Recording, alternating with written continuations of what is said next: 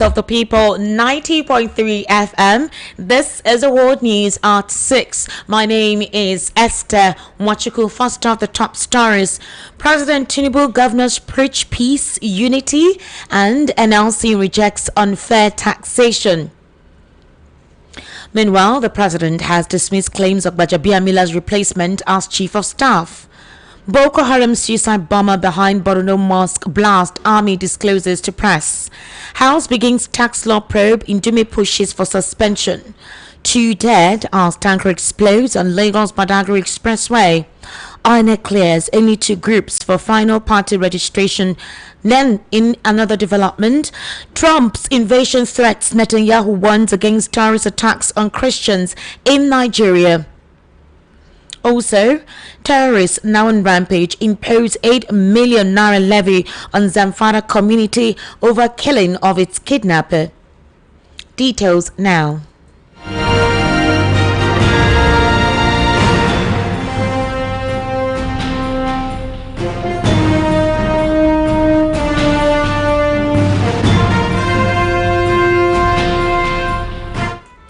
Thank you for staying with us.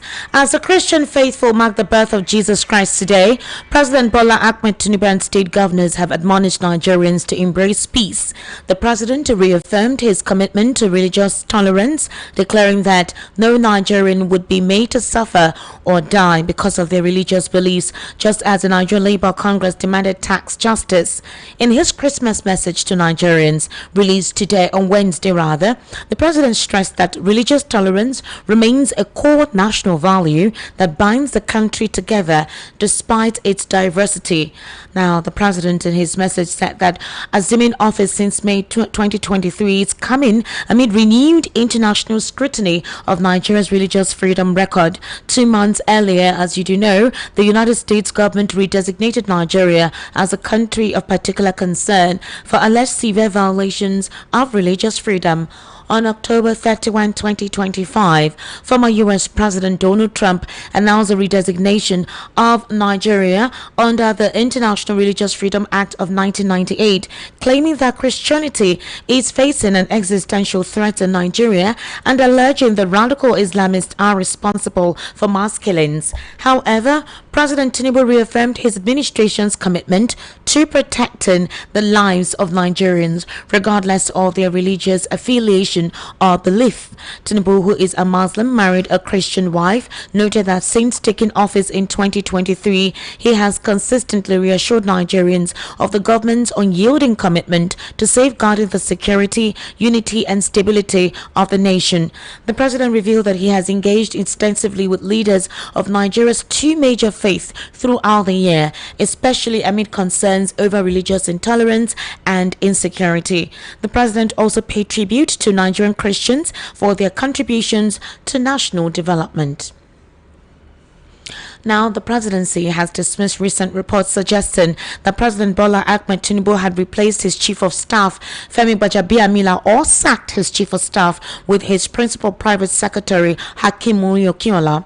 The denial is coming after several social media posts began circulating the unverified claim of a change in the chief of staff position. Some of the posts claim to have gotten the information from insider sources. However, in a statement issued by the president's special advisor on information and strategy, Mr. Bayo Nanuga, earlier today, the government described the viral claim as false and urged Nigerians to disregard it. However, the chief of staff remains and retains his position.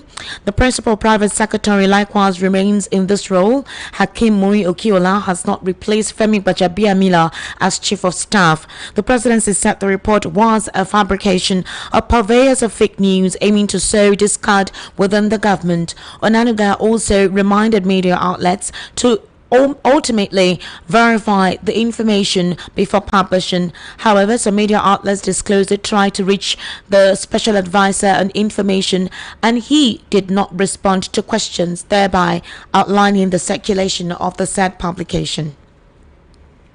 Now, the headquarters of Operation Hardin Kai Nigerian Army has confirmed that the explosion at a mosque in Borno State on Wednesday, December 24, 2025, Christmas Eve, was carried out by a suicide bomber.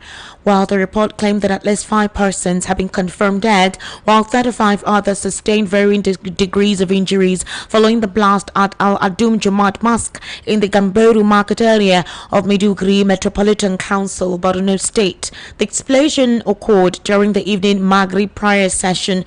In an update today, Theatre Command spokesperson Lieutenant Colonel Sani Uba said investigations revealed that a Boko Haram terrorist was responsible. While in that regard, Lieutenant Colonel Uba said casualties were immediately evacuated to the General Hospital and the Teaching Hospital in Maiduguri for medical attention. He also confirmed that 32 civilians sustained varying degrees of injuries. He assured residents of their safety this festive season. Lieutenant Colonel Uba also said troops and other security agencies have indeed intensified surveillance and security measures within Maiduguri and its surrounding areas. Now, the House of Representatives Committee investigating alleged discrepancies in Nigeria's gazetted tax laws has pledged to commit or submit its report as soon as its work is concluded. The chairman of the committee, Mukhtar Batara, gave the assurance on Wednesday following the inaugural meeting of the panel, which was held in Abuja on Tuesday. Batara chairs the 7-member committee constituted by the House after the abduction of a matter of privilege raised 2 weeks ago by a lawmaker from Sokoto State, Abdul Samad Dasuki. Dasuki had written the attention of the Green Chamber to what he described as troubling inconsistencies between tax laws passed by the National Assembly and versions subsequently gazetted and circulated, including copies within government offices. Also, he alleged that some provisions in the gazetted laws differed materially from what lawmakers approved, arguing that any such alterations, if established, would amount to a breach of legislative procedure and the rule of law. In a statement issued on Wednesday by the committee's media unit, Batara said members were united in their resolve to complete the assignment without delay. He reaffirmed the panel's commitment to openness and diligence. The chairman assured that its findings and recommendations will be laid before the House immediately after the investigation is concluded. The probe is coming against a backdrop of heightened public and institutional scrutiny of Nigeria's tax laws, distrust amongst the political elite, particularly those amended or introduced through recent finance acts. Over the years, successive finance acts have been used to amend multiple tax statutes, including the Company Income Tax Act, Value Added Tax Act, Customs and Excise Duty.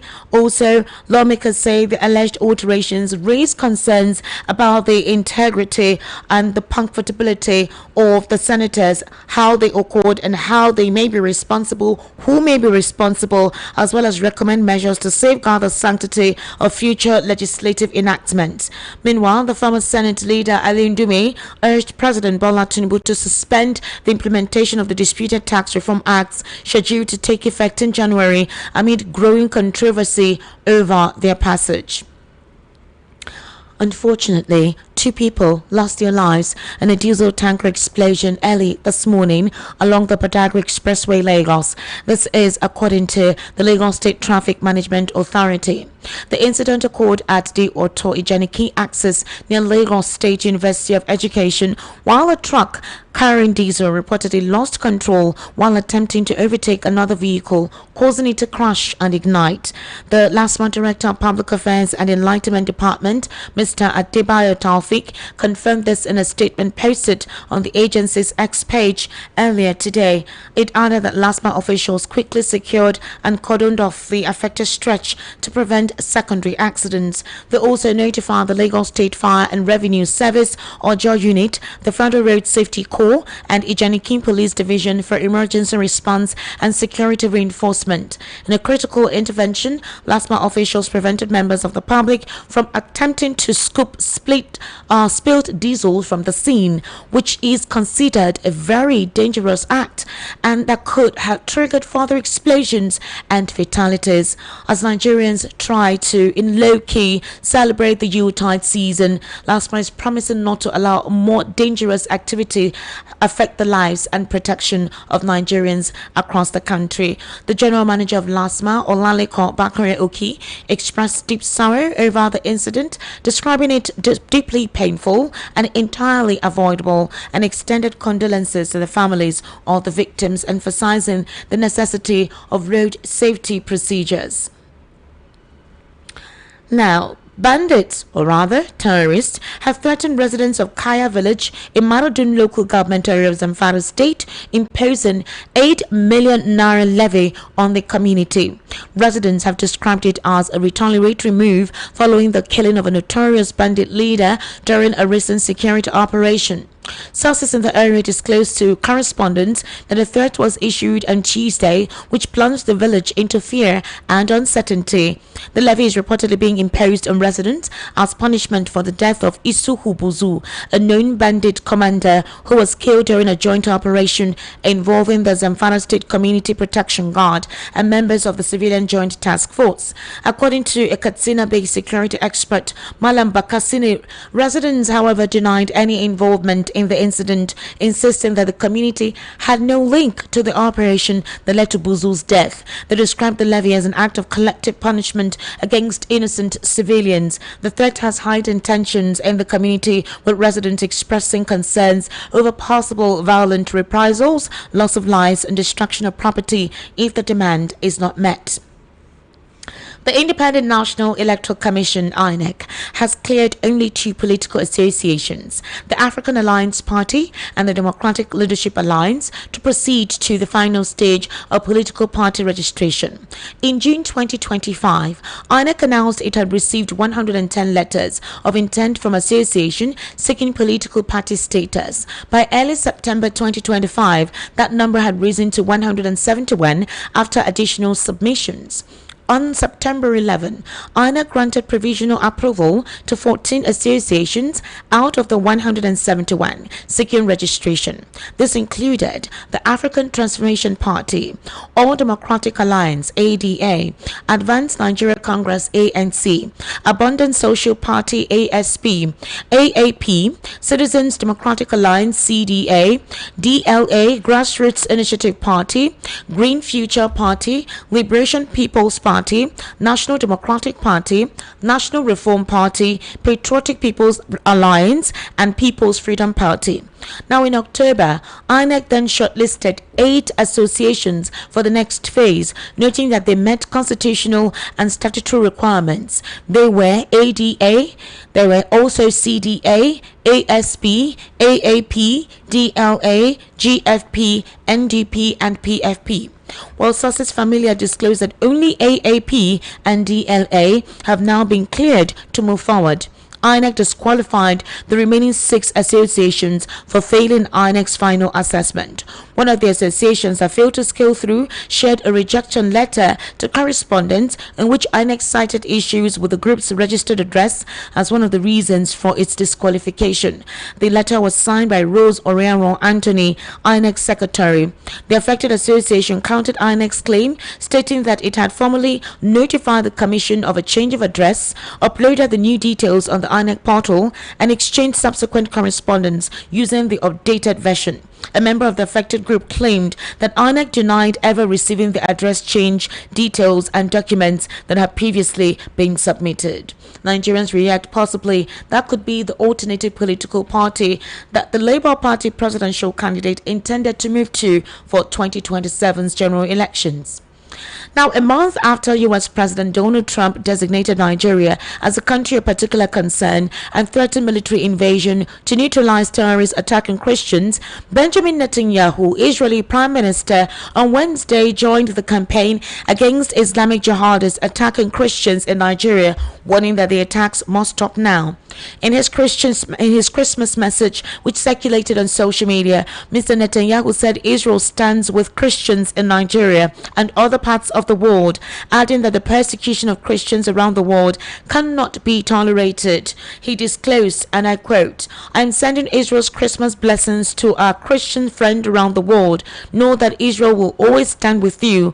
Persecution of Christians and other religions cannot and must not be tolerated. A Muslim militants attack against Christians in Nigeria, that too must end. It must end now. Amid sustained campaigns against alleged Christian genocide in Nigeria, Mr. Trump has continued to pressure the president to tackle terrorism and terrorists killing Christians.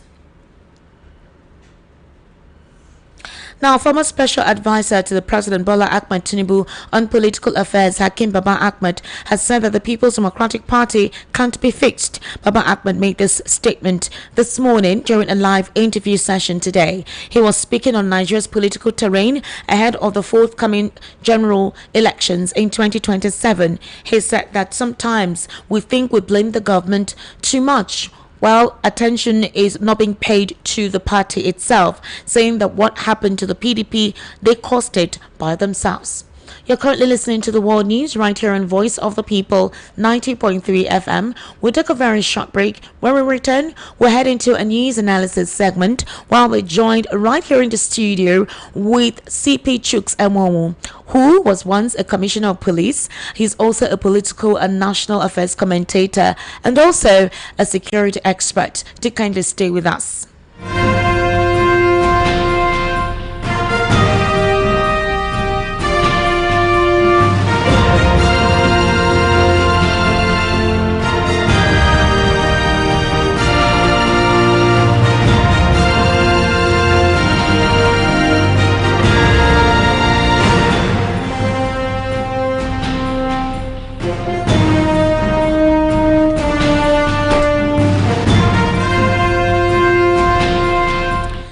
Thank you for staying with us, CP Chuks. Good evening. Good evening to you. And Merry to the Christmas. Same to you. I'm elated to have you here. It's been a very long time that we've actually had intellectual conversations in the studio. Most times it's either we miss each other, but I'm so glad that I bumped into you today. Thank you. Same here. Thank you so much. CP Chuks, let's start off with security concerns. Yesterday, we heard about the blast in Maiduguri, and it was a suicide bomber.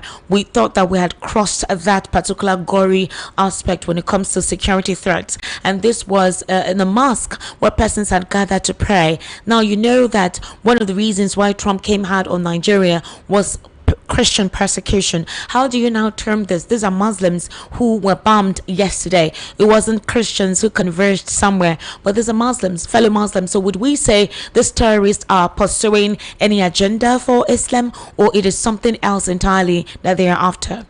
Well, from what happened in Maiduguri yesterday, it's a clear indication that the terrorists keep changing their tactics. Initially, they were targeting possibly Christians, and maybe their sponsors would have had of the concerns of President Donald Trump and some other well-meaning leaders across the world, including Netanyahu.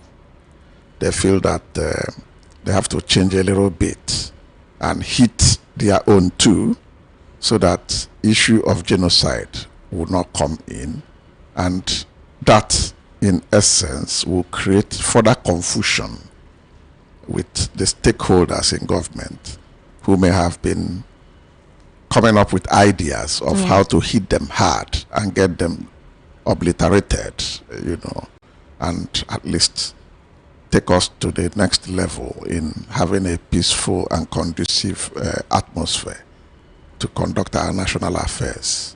It's quite unfortunate. Also, Israeli Prime Minister Benjamin Netanyahu has joined his voice, although a couple of persons would say it's coming too late. But there are talks that he was tagged consistently on social media. A lot of persons were asking Israel, we need the tactic of Israel to clear out the terrorists like they did with Hamas, Al-Qaeda, Al-Shabaab, when they were not even within close proximity of Israel. You know how they use tech and their gadgets to decimate this individual. So Nigerians were tagging the Israeli Prime Minister. They were tagging Israel. They were implying that they needed Israel's security intellect and whatever it was that they were able to utilize in tracking these guys long distance and dealing with them. And they kept on tagging them. So could this be the reason why Benjamin Netanyahu decided to speak on the case of Nigeria? Because all across social media with international artists, persons like Nicki Minaj advocating for Christians in Nigeria. It went viral. House of Rep member Riley Moore, Pastor Tachomo, these persons were interviewed on the international space. The entire world was watching them, and you can tell that even in the US as well, there's this Islamophobia, whatever going on with Trump's administration. So this drove a narrative and concern, and it created a searchlight on religious activities in most of these countries that have issues with terrorism. Do we think that it was because Nigerians kept tagging the Israeli Prime Minister, or possibly because Israel is an ally of the US, they decided to lend their voice as well? Well, the last bit you just said appears to be it. Netanyahu has always been an ally to Donald Trump, or whoever has been the president of the US ever since he has been prime minister of Israel. Having said that, well, Netanyahu will not be blamed for coming so late, in quotes, to come up with his comments of what is happening in Nigeria vis-a-vis the issue of terrorism. He has his own bit of problems at home. He is surrounded by very hostile neighbors, the latest being Iraq, and he has been fighting a lot of fights to keep these people at bay. And at the same time, he must have been following what is happening in Nigeria, and there is nothing like being too late. We can still leverage on this opportunity of his interest and coming up openly to mention the case of genocide taking place in Nigeria, you know. And I don't think Israel will just face the issue of Middle East without supporting the US in coming to be sure that things will change, especially in Nigeria, because the way the things are going, it's of serious concern if the terrorists ends up putting their foot down and dominating the space in the Nigerian nation. That means even the institutions, the government institutions, will be totally under threat, and it doesn't speak well for us. So the earlier we tell ourselves the truth, forget about religion, forget about tribe, forget about region, and come out, call a spade, come as a whole, identify these hoodlums and hooligans, and be sure we get them out of the territory of Nigeria, the better for all of us. Okay, so this, I don't know how to call it, information circulated that the president's chief of staff had been sacked. That's Femi Gbajabiamila, and it went viral, to be honest with you, caused quite that stir. Questions were being asked, what's going on within the inner caucus of, you know, the president's team. These are his most trusted allies. I mean, we had heard last week or 2 weeks ago that these were part of the members who created the strategy for destabilizing the opposition, ensuring that the president has the lockdown, a complete lockdown on the southeast, the south, and the southwest. So they will just need to curry favor from a couple of the northern states where he will have a clean win towards 2027, and that these cabals had their different designates. There was a Femi Gbajabiamila designated group, there was the president's son group, there's the president himself, and the president's wife. So it came as a surprise when information circulated that this same very trusted ally of the president, someone who is very close to the president, who knows the president's complete itinerary, was being sacked. And you know, it created a sense of panic, and the fact that if persons close to the president may have betrayed him that would have led to the sack or suspension, then there is something obviously very wrong. The presidency had come out to deny such information. Now here is where a couple of situation occurred recently that made such an information probably circulate. There are sources that release information to the media. They will not like their names to be divulged. These sources were the ones who disclosed to us about the military takeover, the coup supposed plan by certain elements within the military rank, and up till now, even if the Nigerian army denied it, but eventually these sources who are unnamed told us what was about to happen and how that was closed out, how they found out about that.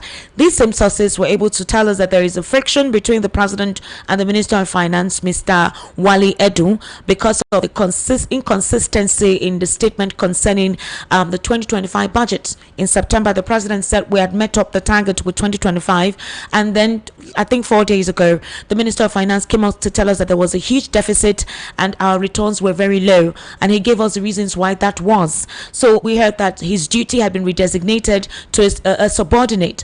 We hear informations like this, which kind of turns out to be true, but the presidency has come out to deny it. Sometimes when this information come out, some persons say it may be true, some persons say it may not be true. But do you think it's possible that the president would want to suspend his very close ally, his chief of staff? Well, you see, what happens in politics and in governance is such that until the final statement is made, every other thing coming out from the mills is speculative. As far as the issue of running the government is concerned, it is their thing, in quotes. The kitchen cabinet, if you call it so, or whatever designation that is tagged to the circus, is such that they'll go in, take their decisions, do their things. The larger public interest is what you come out with at the end of the day. So the issue of Femi Gbajabiamila being sacked or being suspended or being removed or whatever is still speculation. So nobody... Well, Bayo Onanuga, the president's special advisor, had come out to debunk that That's speculation. exactly what we are saying. By telling us that that information is not true. Exactly. That's why I say speculative. People will just sit down, maybe rumor mills. One or two people who are inside will come out and throw one thing to see the public reaction. You know, it's not as if it is a decision of the government. Whatever decision the government takes, or the president takes, because I think that's the president's sole responsibility to appoint or to dissolve the appointments. Exactly. We are saying the same thing. So at the end of the day, whatever is his decision, he will not come out himself and say it. He will only designate, he will only direct one of the aides to go and make such pronouncements or announcements. All right.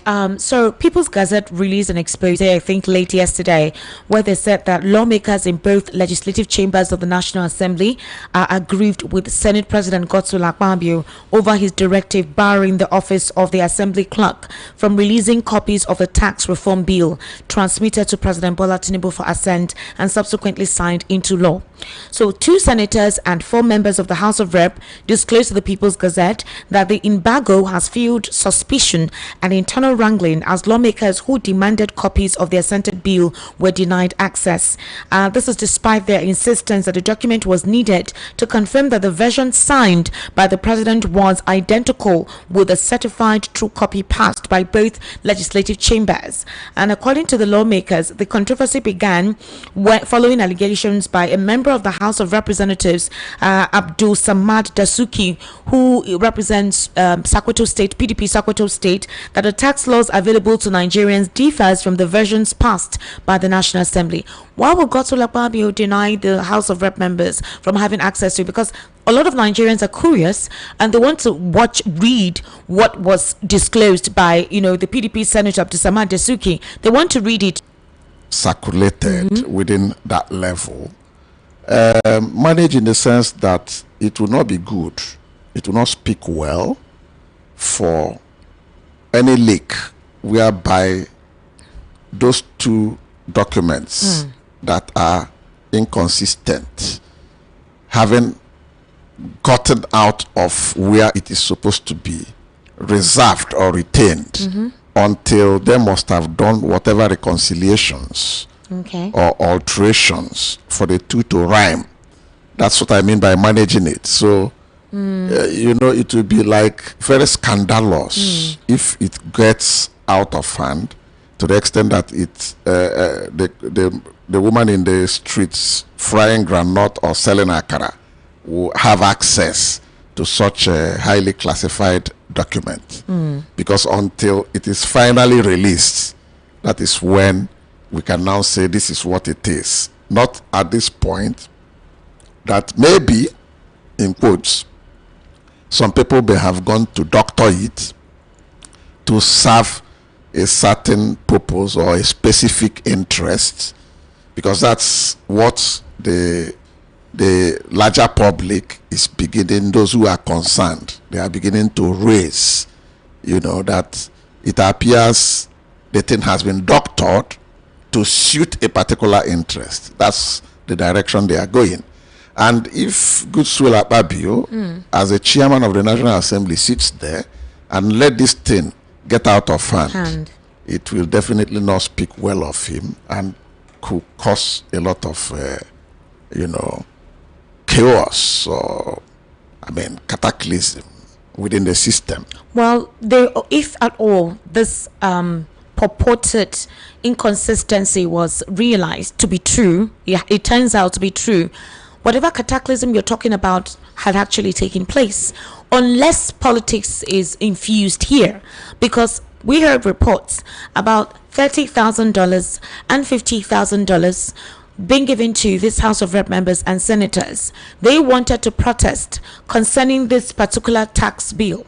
All right, the president's tax reform. They wanted to actually protest, and money exchanged hands, and everybody who had that intention to boycott or protest kept mute. So is it possible that this panel that was set up could just be a charade? If money settles hands, they could give a different conclusion that, oh, there is nothing like that, just to quell whatever discontent anyone or has about the tax reform bill. Well, you see, this issue of money changing hands is equally speculative, because there's no evidence. If they have any evidence, let them bring it out to the public domain. Granted that a lot has been going on concerning this subject matter, but then, sometimes those who are on the other side will want to hype whatever, But the thing is this, none of them has come out to either debunk that information, verify it, discountenance it like they did with the president's chief of staff. In that regard, what do you expect how do you expect Nigerians to perceive whatever measure they try to implement in curtailing this kind of information, or in terms of having to trust whatever comes out from the chambers, from the house? If these are the kind of reports that we hear, and they don't even do enough in debunking this information or this supposedly perceived viral claims as quick as possible before they gain roots in the minds and mental consciousness of the general public? Well, the confusion is already there, so they will do whatever is humanly possible to manage the thing so that it will not exacerbate. And in their usual way, it is politics. At the end of the day, one way or the other, they're going to go out of it. That's just the fact. That's what I was asking you. Don't you think that this panel that has been set up, the same politics will play out there? Because even the tax coordinator, the person who put up this tax, Mr. Taiwo Idele, is also saying that, you know what, I'm not aware of anything else other than what I have with me, other than what I prepared, but let's wait for the committee to be done with their investigation. Ali Ndume is saying that after the tax law for now should be suspended until the committee is done with their investigation, because we've heard that from January 1 they intend to implement it. Bayo Nanuga has said nobody can derail that from kicking off in January. In other words, he's trying to say whether the committee is investigating anything or not, it's not our concern. It will kick off. So it may kick off while investigation is ongoing. But there are persons who say if there are discrepancies, that should be resolved before you want to implement it. How do you expect people to be completely loyal to obeying whatever reform this tax is all about? The thing is this: if at the end of the day, the government still insists on implementing that law, one way or the other, they'll still bulldoze their way and get it done. But then, that is not the end of the story. Because once the investigation panel is there, they could start off the implementation. By the time they would have reconciled all those loose ends, they'll come out and be sure that those corrections will now be brought in so that the public will be a bit more relieved and comfortable with the further development.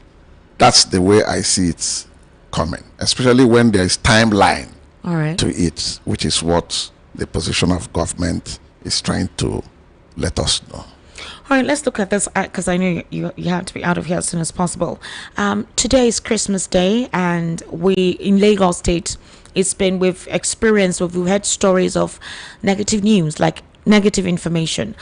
2 persons died today in a tanker explosion at the Lagos Badagry Expressway. That's not the only incident that took place as well. 7 persons so far has been hospitalized as Lagos Island Plaza fire damages nearby buildings. In fact, these 7 persons got varying degrees of burns in a fire that broke out at the 22-story Great Nigeria Insurance House on Martin Street, Lagos Island. They've been hospitalized, but that the fire reportedly affected several nearby structures, including the 7-story Radio Building Nigeria and the popular Oluwole Plaza, a mosque, and other adjoining buildings. Now, the spokesperson of the Lagos State Fire Service Emergency Management, Nosa Okumbo, confirmed the incident in an update. Today, the fire began at around 5 p.m. on Christmas Eve and reportedly originated from the 4th floor of the building before spreading to other floors. Sometimes when these things happen, some people will say, oh, it's deliberate. Maybe they want to do some rearrangement, some restructuring in that access. But this is not the first time we've had recurrent fires at such busy access on Christmas Day or in December. It could be either because of Harmattan or some careless activity by residents along that access. How would you react to this? Well, my reaction is that it is high time most of those tall buildings around the central business district of Lagos Island be visited, because if you look at the buildings, many of them, the towers, that they are aging. They are between 40 to 60 years, if not more, old. These were buildings built when Lagos was the federal capital territory. Exactly. And even after Lagos moved to Abuja, because of the commercial capital nature of Lagos, some tall towers are still being built within Lagos Island, the Victoria Island, and Ikoyi. If you notice, even in the last 10 years, a lot of towers sprang up. But could it be that they're too close? There's no space. That is part of it. There's no space. Because a fire occurred somewhere and then other buildings very close got affected and persons died. Exactly.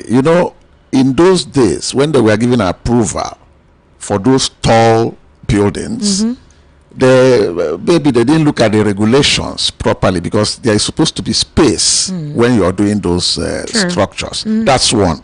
Then 2, they ought to have done what they call restoration in those tall buildings, and that will cost a lot of money. When you're doing restorations, you need to check, especially electricals. You need to bring out all the old wirings that would have come with the building. And in those times and those days, all the conduit wirings they did was on pipes, and those pipes must have rusted, and you don't know the integrity of the wires themselves. So what they ought to have done over the years was to completely strip them, make out time. Either you do it floor by floor, you shift where the users. They should leave each of those floors, get an alternative office accommodation. Then you do them systematically. It will take a while, or it will take some time. It can take as much as 1 or 2 years. But when you fail to do those things, any small thing will cause fire outbreak. And I believe that is what would have happened in the Great Nigerian House. And unfortunately, it affected all the buildings, or some of the buildings around it. And this is not the first time we are seeing incidents like this. We have seen so many, and it is high time the government should take serious position or stance on this and begin to get the professionals involved to go and visit some of those tall buildings, and will seek for the cooperation of the owners of those properties, for them to do a thorough assessment and do restoration for those properties in question. All right. Sibichuk, thank you so much for giving us your intellectual insights into some of the stories read out on the World News at 6. And Merry Christmas to you. I wish you the same, and All to right. the listeners. Thank you so much. Thank And that's you a very wrap on much. the World News at 6 right here on Voice of the People, 90.3 FM. My name is Esther. Want you could kindly stay with us for the evening rush, which commences at 7 p.m. It's a special day today, so we're going to try to be special and congratulate ourselves and spread the word in terms of good news. Basically, it's going to be about good news. All right, we wouldn't try to dabble too much into Nigeria's wahala, but do kindly stay with us. We're having Barrister Darlington Agumore this evening. Enjoy your day. See you later.